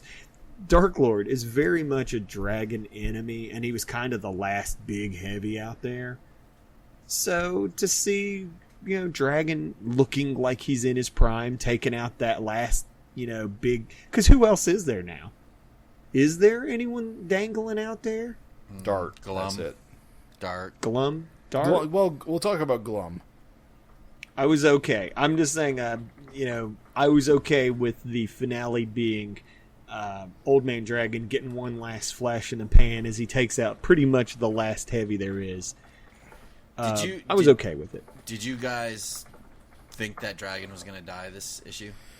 I was praying. I was hoping. I was saying, Eric, I didn't either. Could you please just fucking kill this guy? I never saw it coming. I'm such a rube, dude. I fall for it every time. I seriously thought Dragon was going to survive. He's like, all right, just get me back to the hospital. I had a fucking heart attack when he said, get me some freak out. And I said, fuck. They're going to make him small again. He's going to hang around. Fuck. Well, I know you're going to laugh, but like I always have those. I'm just such a sucker for those relationship, the dream, like the fact that Malcolm's with Maxine, it makes me so happy. It's so awesome. They're so perfect. And I always wanted to see Dragon and Alex hook up, and it just felt like that was gonna happen finally, and denied. And Dragon doesn't even kind of he just goes out so violently. It's not even like a, last couple words, whatever, like typical, which is great. It's not typical. It's just a fucking bloody explosion. I like to think that him using the lightning powers accelerated his popping. Spud. Just by using up all of his energy. Yeah, he shouldn't have done it. I mean, he might have been okay. Although that doesn't explain why neighbor Craig exploded as quickly as he did. Too. Oh, because he's just a normal dude. Yeah, but guys like fucking who am I thinking of? The first guy this ever happened to was. Oh right, yeah, the guy he gave the blood transfusion and he grew. He lasted like a while, like at least a half an hour. I do love Neighbor Craig. He wasn't super powered, so it was weird when Neighbor Craig was. Neighbor Craig sputs and it's just metal pieces everywhere. It's awesome, dude. I love it. It's funny, Neighbor Craig. Again, we talked about this interview. I'm sorry for overlap, but just the misdirection where he was like, "Oh, have I told you about my crazy dreams?" And like I thought for sure Eric was gonna like just be sowing seeds for him to be a villain down the road. No, you didn't think he was just talking about all the memories all smashed in his head that everyone was getting? Well, I knew I knew that's what he was talking about, but at the same time, I just figured now that the door is open for people to be gaining knowledge from alternate versions of themselves. Oh, I see. I just figured that with his robotic parts and some alternate knowledge, he might be heading down like the path of villainy. And no, it was just a total throwaway joke. Maybe he was just dreaming of a world with no superheroes. Oh, I have to say this. Let me ask you what you guys thought. Neighbor Craig says a fairly funny thing that I think is an Easter egg. He says he starts talking about the Olsens. Oh yeah, Jimmy Olsen, Clark. Lois. Right? Yeah, he talks. Yeah, Lois. Sounds like there's a little bit of some Superman sleeping around. Yeah. Okay, just making sure I wasn't crazy. Definitely a joke. Okay, just checking. Just checking. I chuckled. The other thing, I know that this is like a stretch, or maybe it's not. I don't know. But like, I thought it was kind of cool. It's probably wrong, but I'm going to throw it out there anyway because we're just giving our thoughts and feelings on 225. But thematically, what Dark Lord says and what Dragon says, some of the banter between them, like if you want that to have some significance, it kind of, I thought, was an interesting juxtaposition. Because you've got Dark Lord who has this entire multiverse and he's created all these things and whatever else, and then he's it all gets taken away, all the the planets are gone and shit, and then of course there's the one world which, as Craig said, he describes as sick. It's been untampered with. It's Dragon's world. He's like, it's drifting about aimlessly and all that stuff. He talks just mad shit about Dragon's world, and then he goes in there. And like then he's like fighting Dragon, and Dragon's like, "Oh yeah, we didn't really need you. Like, look, here I am. We're getting along just fine. Without you. And I was just kind of like, it's kind of a funny way if you wanted to think about it, just like with Savage Dragon itself. Like, here's this book that's like, Dragon's just doing its own thing. Okay. Its own little island amongst comics. So Dark Lord is like corporate comic. Almost what I was feeling like. Because, if you think about Dark Lord's position, he's manipulating and creating. Watch me reboot all these universes. That's basically what he says. That's basically what he tells him. He's like, I can just reboot everything. I can just reboot it all and start it back up. New number ones for everyone. That's kind of what he tells him. And Dragon's like, and he tells, like, in the way that Dark Lord talks to him, he's sort of like, he's saying things like, if we go your way, we're just all going to die. It's just going to be the death of all of us. Are you telling me that Erik Larsen squeezed comic book commentary into his comic book? No. I don't believe it, Eric. I don't believe it, Raven. I don't believe it. I know it might have been a stretch, but I thought that there was kind of maybe something to it. And then the perfect... You might say, oh yeah, but then Dragon immediately dies after that. And it's like, yes, he does, but isn't that the most perfect kind of a Savage Dragon thing? Is it's like, yeah, Dragon dies, but the story keeps going. It's following Malcolm. So, I don't know. Probably wrong. Maybe not. Just my thoughts. As I read it a second, third, fourth, and fifth time, I felt like there was sort of meta text going on there. Now that you say it, I can see it. I don't. I think that's exactly what he was doing. Yeah. Like, what's Savage funny? Dragon is kind of its own weird thing in comics. You know what I'm reminded of? Is the fact that Dragon's actually been dead since 150. Mm-hmm. Like the original Dragon. Like for real, Right. real. When he got his brain eaten by virus. Mm-hmm. The Dragon we've been kicking around since then has not actually been the real Dragon. I find that funny. To me. Well, it's weirder. Savage Dragon as a character is weird because he's really just a construct put on a blank slate. So it's funny, like, just as a character, like, It's not even Here's his this guy- original personality. yeah, he's just a bunch of TV show recordings put into an empty head. That's why he's such a hero. Yeah, came out a one-liner, What do you guys think of Mr. Glum surviving? That was an awesome ending. I was confused when he died, so I made more sense when we got to his epilogue. Yeah, that threw me for a loop. The panel where the gun just blows up, I was like, did a laser hit him? Or Yeah, what the who hell zapped happened? him? I Yeah. feel that we're not going to see, if we ever see Glum again, it's going to be a long time. We'll see him again. If he doesn't die, he'll be back at some point. He's certainly not going to be in the book for a while. I think that it could be a good ending for him. Like, character over. Like, here's just this creepy bastard who's just raising this angel. That's kind of what I want. I kind of just want him to exit the book and just never come back. And we're all just left wondering how creepy does that get over time. You want to know what's funny, though? Prepare yourself for a funny kind of a revelation that I had. This puts that new angel being in the same age range then as Jack, babies. Tyrone, and Amy. Well, that's what I'm thinking. Is if we ever see him again, it'll be when they're adults. That's crazy. Like, for Glum and Angel to show up again, like, that's nuts. I'm not going to lie. There's a little bit of a screwy thing going on. Mm-hmm.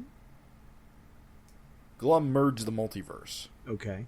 So why does he still have the duplicates?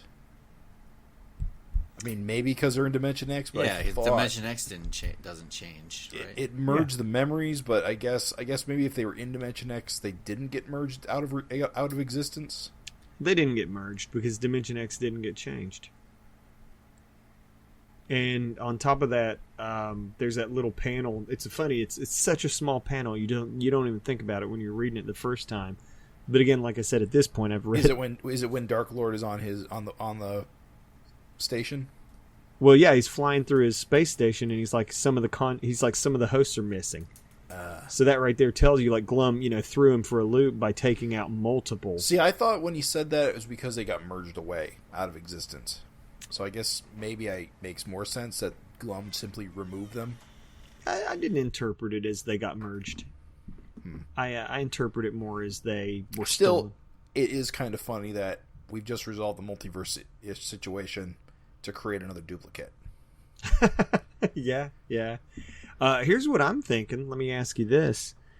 It's kind of funny. We didn't even talk about this like much with Erik, and I would have loved to have talked to him about it a little bit more. But like, what do you think, Jim? What do you think, Jim and Craig, about the fact that like the fucking multiverse is gone? I think. I love it. Well, I here's love the thing. it too. I don't think it's gone. I think a lot of very similar realities got merged together. I think a multiverse still exists, but the time travel created ones got merged out. So you can still have your cartoon world and your DC universe and your Marvel universe.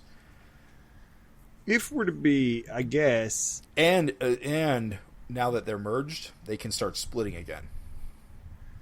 Naturally. I would rather no time, no alternate realities.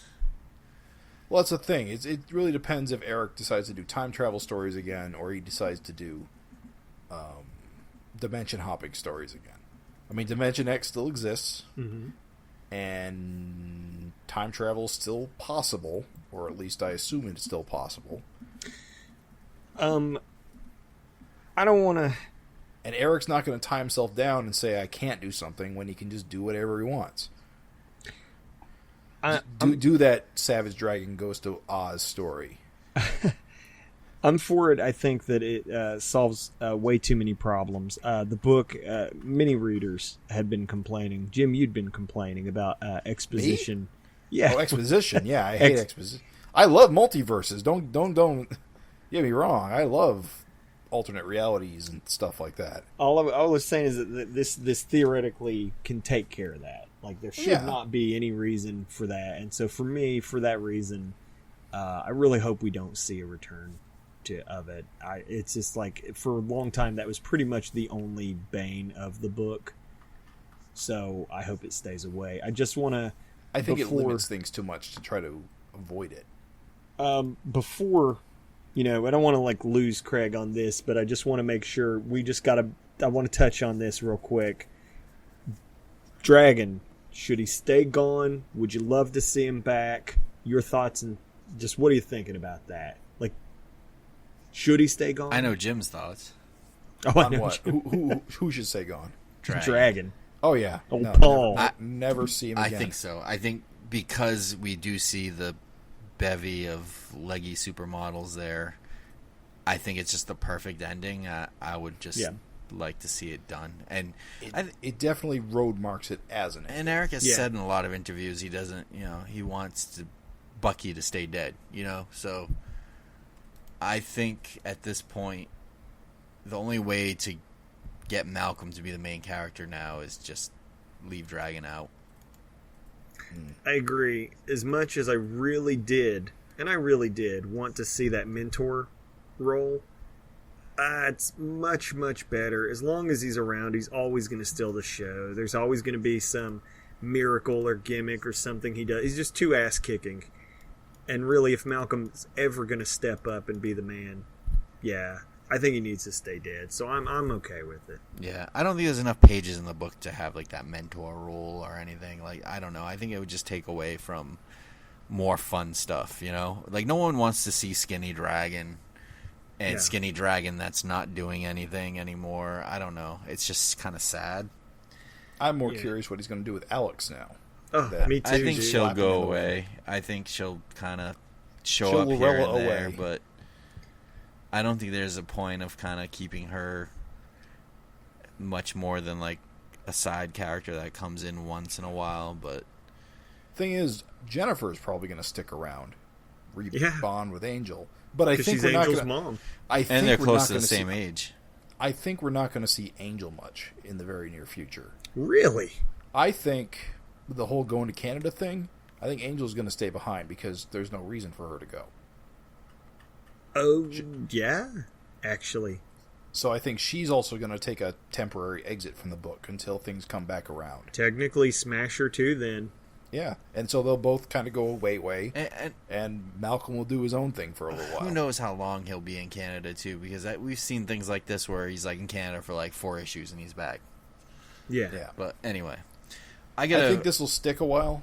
You gotta go. I gotta wrap it up soon. Okay.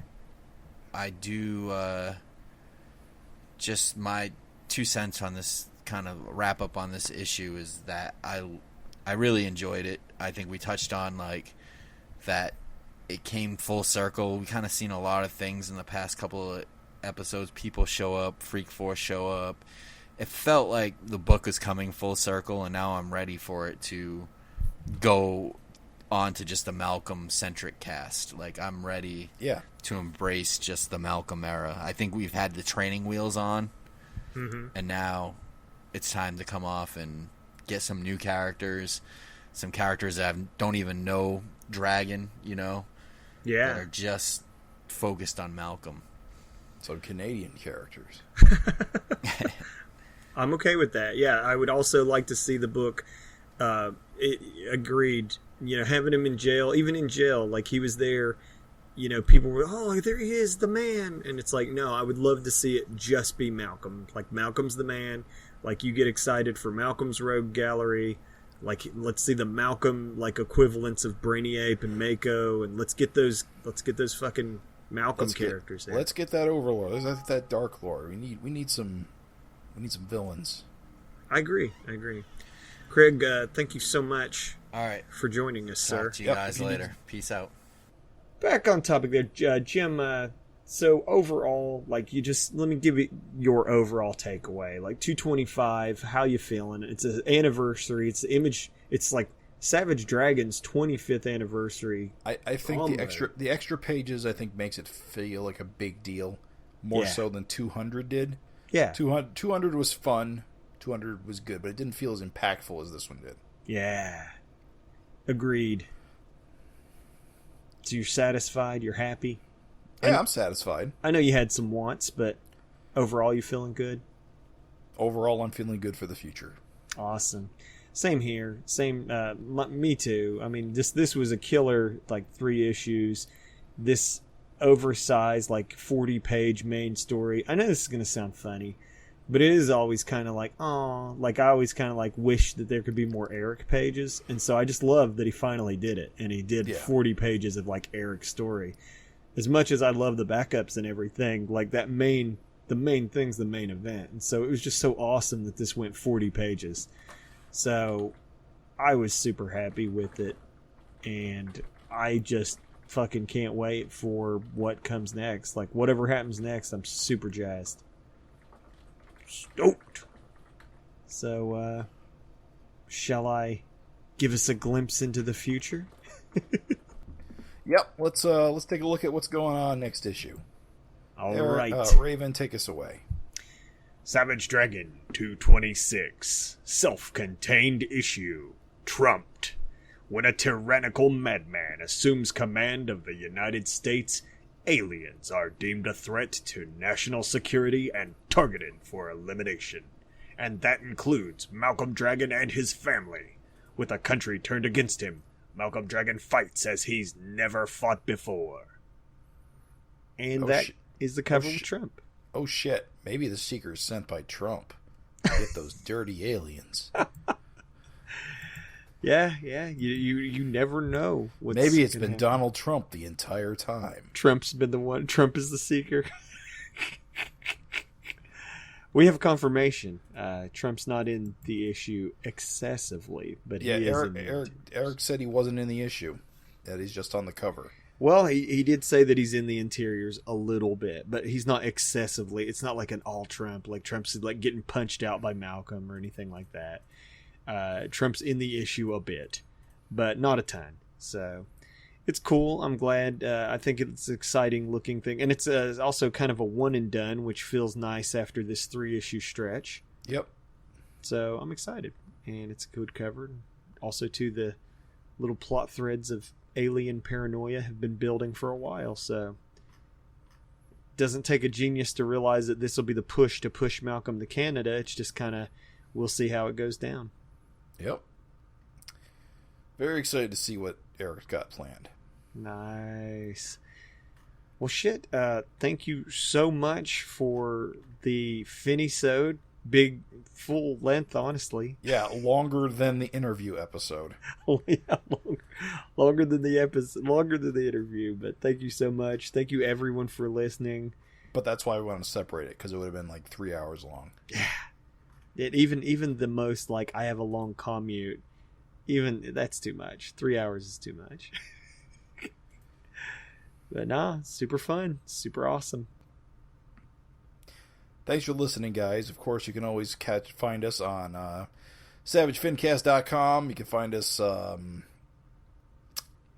you can't really find us on Facebook because I'm lazy and I haven't set up a Facebook group for us. But you can find us kicking around the Erik Larsen Savage Dragon official group on Facebook. You can email us if you have any questions, comments, suggestions, and, of course, your FINteresting Conversation responses to savagefincast@gmail.com. So we appreciate you listening, and thanks so much, everybody. Hopefully you had a super awesome Savage Dragon 225 as well. Yeah, hopefully change your life as it Wait a changed minute. ours. Wait a minute. Pump the brakes. Oh, sorry, the 11th hour. Is there anything you wanted to say about that Not Safe for Work cover that you didn't get to say in the interview? Oh, no. I'm mostly fine with it. I mean, I think it's mostly pointless, and I don't know, it just doesn't make any sense to appear now, like 5-10 issues since the event. Okay. I mean, I respect Eric's decision to do it. I just think he could have chosen a subject matter that was more relevant to current events. Example. I don't know. Maxine fingering herself.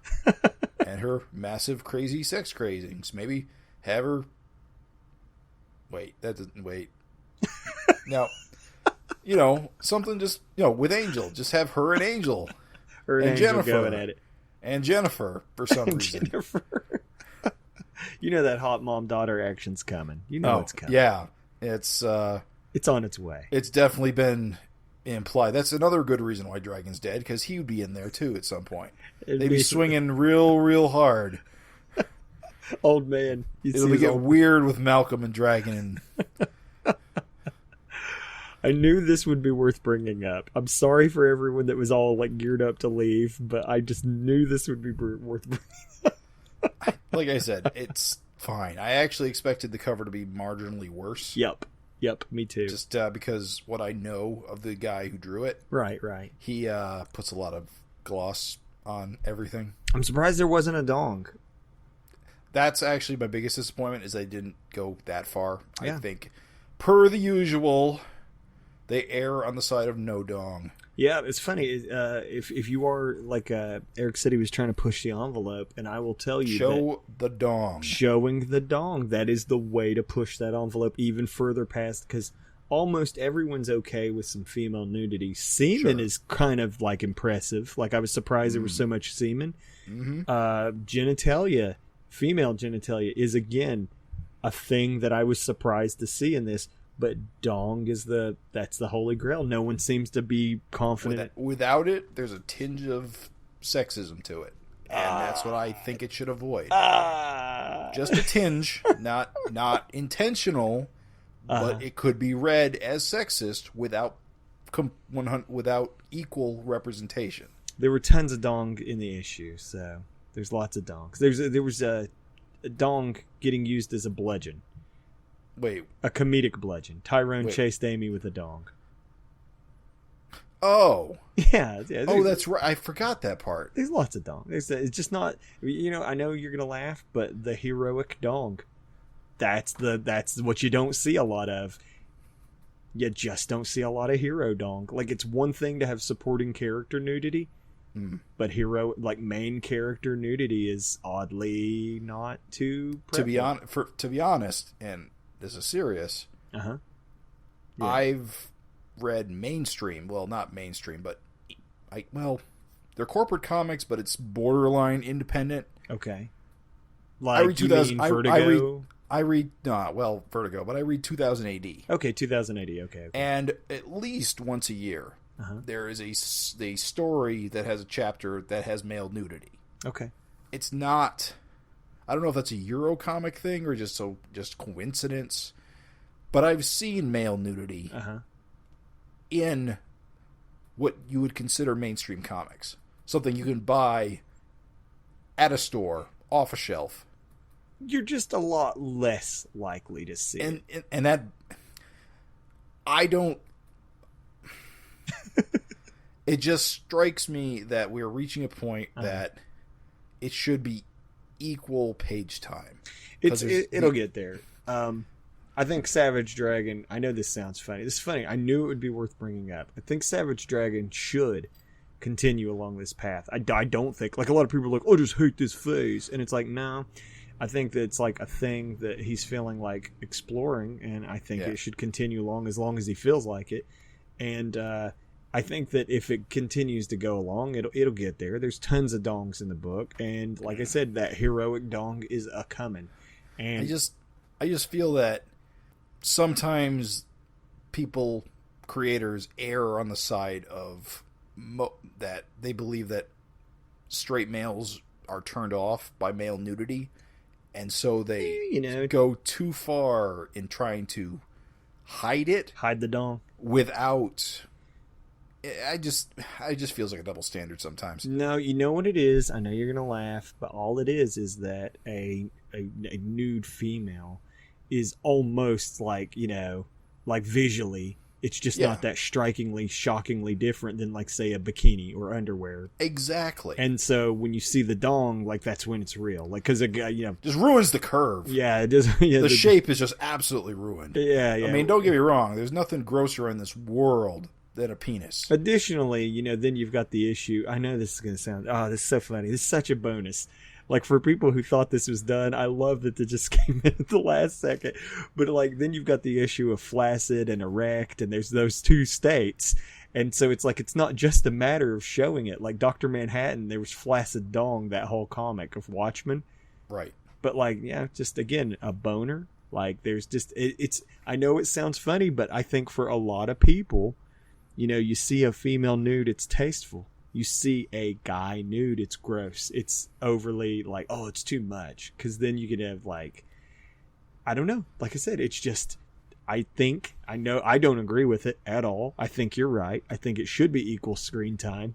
And I think Savage Dragon will be the book to get there, because I think out of any book that could get there, that would be the one that would get there first. Right. That being said, it's baby steps. I feel like if the variant cover was just Malcolm's State Fair zucchini, all giant with everybody all over, I think just right in your face, just crotch shot. That should have been the cover. I know that it sounds funny, but I think that would have been more controversial. I think people would have been more like, oh my god, because it would have had to been all slick from sex and stuff like that. Because it's double standard, and double standard is going to get you more news, more press. Yeah, I don't know. Like I said, we'll see. Like, we'll see how far it wants to go. Like, if you do that stuff, there are certain people that, like, they'll see the naked woman and they're okay with it. They see the dong and they're out. I've had people be like, oh, it's too much. And it's like, well, that's funny that you didn't care before. It's funny you say that. It's funny you didn't care, but it's funny that the dong was what did it. Like, don't you have your own dong? Like, and again, if you're a female, it's like, don't you want to see dong? Like, I don't get it. But people have their different reasons for whatever. I'm not a woman, so I can't tell you what women want to see. I was born one, but no, I'm kidding. Just kidding. Just fucking with you. I want to see you react. Like, I look at, for the listeners, I can see Jim's audio. His audio didn't move an inch. He didn't gasp or laugh or chuckle or nothing. Just fucking with you. Nah, it's cool. All right. That's it. Pretty much, I just, like, threw that out there. I knew that would be a conversation worth having. Overall, I'm not particularly put off by the cover. It's fine. My problem with the cover isn't the content. My problem with the cover is the timing. The context. Well, no, it's not even the context. I mean, if that cover had adorned the issue that it occurred in, that would have been daring. Well, don't you think that would have been a huge spoiler? Well, I mean, yeah, but I mean, you could have planned it better. I don't know. Maybe have it on the next issue. I don't know. I'm just saying it's too late. You should have done something. Do Dragon and Alex and Jennifer. That would have been you. Or all those bevy leggy supermodels. Oh, Dragon and the Super. Oh, that now there's a reprint variant. If this book went back to press, oh yeah, that would redraw the cover, exact same poses. Just put Dragon in his bevy supermodels. Yep. There you go. Oh, Purcell, I knew this would be a conversation worth having. There you go. I knew that would have been just enough to make me okay. That is genius. That is a stroke of genius, sir. That's good. If there is a Savage Dragon 225 reprint, it should be Dragon in his mind heaven. Awesome. Well, that was good. That was good back and forth. I knew that'd be worth talking about. And where else? I mean, I can't bring it up next FINcast, so I knew this would be the time to bring it up. We nailed it. Stuck the landing. Slam dunk. FINcast over. Thanks so much for listening, everybody. Thanks for listening, guys. Jim, you should have said this is a Savage FINcast. The FINcast that is your not safe for work variant. Oh, man. The show that is not safe for work. The variant that needs... The podcast that needs a special warning bag. All right. FINcast over. Yeah, FINcast over. Thanks, everybody.